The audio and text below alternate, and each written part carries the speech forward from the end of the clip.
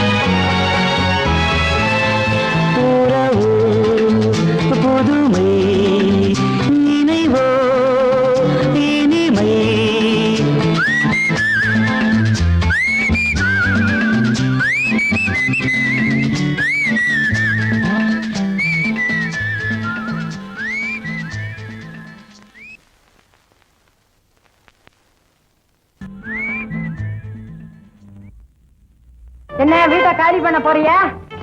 எனக்கு வேலை கிடைச்சிருக்குங்க, ஆசீர்வாதம் பண்ணுங்க. என்ன வேலை? எவ்வளவு சம்பளம்? மேரி, நான் என்கிட்ட சொல்லுடா.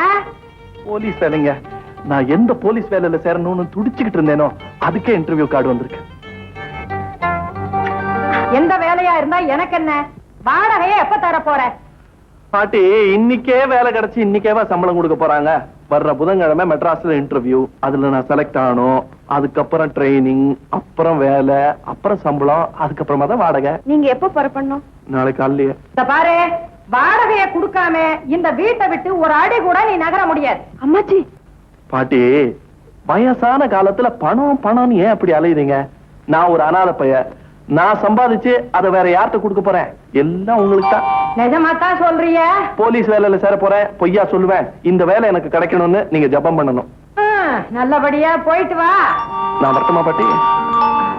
வரட்டுமா?